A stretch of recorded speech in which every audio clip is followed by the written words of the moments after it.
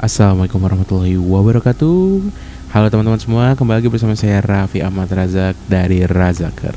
Dan di video kali ini saya akan membahas sebenarnya seminggu kemarin tuh ada apa aja sih. Nah, sebenarnya saya mau ngupload tentang hal tersebut itu pada hari Jumat teman-teman. Karena saya ingin membahas ekonomi Indonesia dalam jangka pendeknya.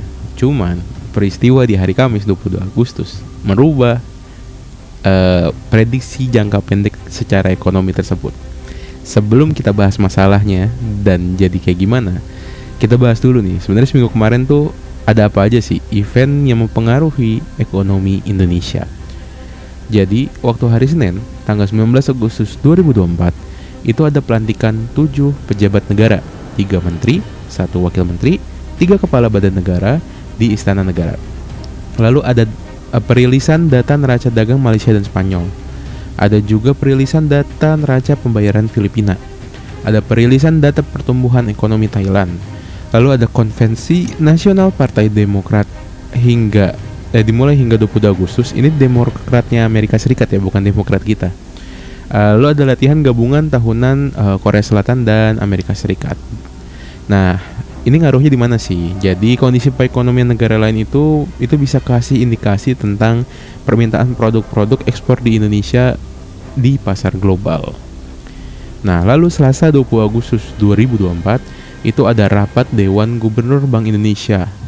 Ada keputusan bunga pinjaman utama Cina, ada data inflasi zona Euro, Hong Kong, Kanada, ada data ekspor Taiwan, ada keputusan bunga acuan Turki, ada keputusan bunga acuan Swedia, ada data penjualan rumah dan perdagangan Selandia Baru.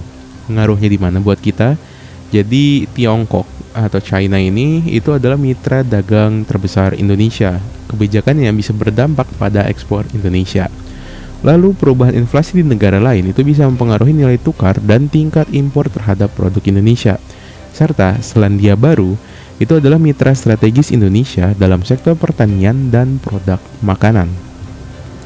Nah, Rabu 21 Agustus 2024 itu ada keputusan bunga acuan Bank Indonesia, ada data perdagangan Jepang, ada keputusan bunga acuan Thailand, ada data inflasi harga produsen Korea Selatan, ada risalah rapat FOMC Federal Reserve bulan Juli, ada data revisi tahunan payrolls Amerika, ada kandidat Wapres Amerika, Partai Demokrat, Tim Walz, yang bicara di Konvensi Nasional Partai Demokrat. Nah, ini ngaruhnya di mana? Keputusan suku bunga BI itu sangat penting untuk jaga daya beli masyarakat, mengelola inflasi, lalu untuk menarik investasi asing ke Indonesia juga.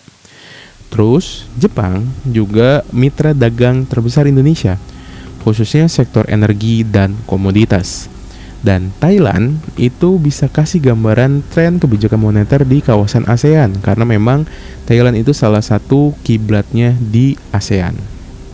Nah, lalu Kamis 22 Agustus 2024 itu ada perilisan data neraca pembayaran RI kuartal 2 2024, ada data HCOB PMI zona Euro, ada data keyakinan konsumen zona Euro, data inflasi Malaysia, data pertumbuhan ekonomi Meksiko dan Norwegia, keputusan bunga acuan Korea Selatan, data tingkat pengangguran Taiwan, data S&P Global PMI Inggris, ada S&P Global PMI Amerika, data klaim pengangguran Amerika, data penjualan rumah Amerika, kandidat presiden Amerika, Partai Demokrat Kamala Harris itu akan berpidato di malam final konvensi Partai Demokrat di Chicago.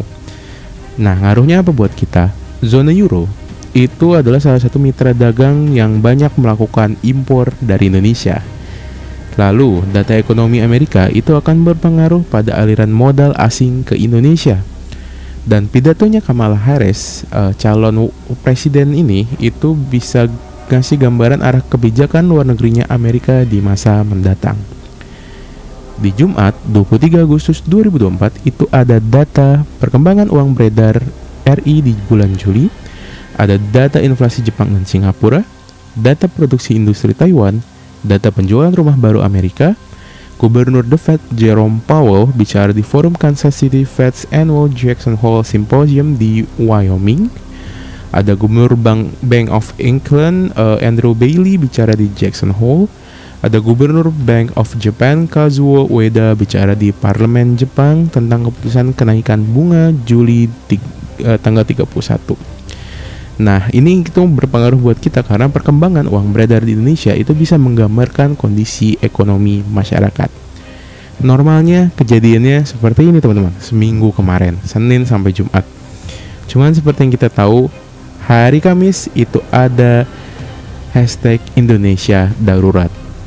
Yang jadi pada hari Kamis ya, 22 Agustus 2024, masyarakat Indonesia menggelar aksi demo besar-besaran di depan gedung DPR sebagai bentuk respon terhadap keputusan DPR yang ingin menganulir keputusan MK dan melakukan pengesahan RUU Pilkada. Aksi demo panggilan darurat ini memberikan dampak besar, itu baik ke IHSG yaitu indeks harga saham gabungan maupun ke nilai tukar mata uang rupiah.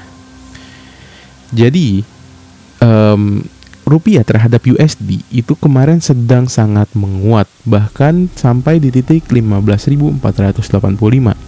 Tapi dalam sehari, di hari ini, hari Kamis itu mendadak jadi 15.737 rupiah atau kembali melemah 300 rupiah teman-teman. Tapi alhamdulillah hari Jumatnya itu balik lagi ke kondisi semula karena memang karena tidak berlanjut ya si demonya. Tadinya kan kalau emang Jumat ada lagi itu akan turun lagi. Alhamdulillah karena nggak ada jadi balik menguat. Kepala Departemen Pengelolaan Moneter dan Aset Sekuritas BI Edi Susianto itu membenarkan pelemahan rupiah. Namun pelemahan tersebut masih terbilang wajar. Pelaku pasar khususnya asing melihat dampak demo itu bersifat jangka pendek. Nah, selain rupiah, seperti yang saya bilang, IHSG atau indeks harga saham gabungan itu juga melemah 0,87%. Dan ini itu sebenarnya memang selalu terjadi setiap kali ada demo teman-teman. Karena memang pergerakan di IHSG itu biasanya jadi leading indikator untuk kita begitu. Nah, makanya teman-teman tolong banget ini mah gimana ya? Kalau bisa pemerintah jangan aneh-aneh dulu gitu loh, biar masyarakat Indonesia tenang dulu. Karena nih saya bacain historinya. Demo 98, IHSG turun 0,95%. Demo 2019, IHSG turun 0,41%. Demo 2022 itu IHSG turun 0,46%. Dan kemarin turun 0,87%. Jadi memang selalu teman-teman setiap demo IHSG turun. Kenapa? Karena orang takut untuk investasi, jadi panic selling. Nah, rupiah yang melemah dan aksi demo peringatan darurat ini itu membuat Indonesia disorot dunia internasional. Jadi banyak banget media asing yang meliput kondisi Indonesia. Nah, gara-gara ini akhirnya pemerintah tuh takut karena media asing ini itu lebih mempunyai pengaruh untuk merubah kebijakan publik. Kenapa bisa kayak gitu? Karena di masa pemerintahan Pak Jokowi, memang pada dasarnya program-program beliau itu mengedepankan investasi asing, kemudahan berbisnis, pembaruan infrastruktur. Nah, jadi emang tujuan utamanya adalah menarik investor asing sebanyak mungkin. Nah, gara-gara demo ini dan diberitakan secara internasional, akhirnya citra pemerintah Indonesia itu memburuk.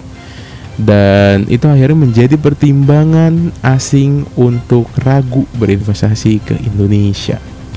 Mudah-mudahan sekali lagi ini sesuai harapan dari Pak Edi ya, tadi yang dari Bank Indonesia, bahwa efeknya ini hanya jangka pendek. Dan memang pada dasarnya kalau kita lihat bersama, secara jangka panjang masih banyak banget berita bagus untuk ekonomi Indonesia. Apa aja?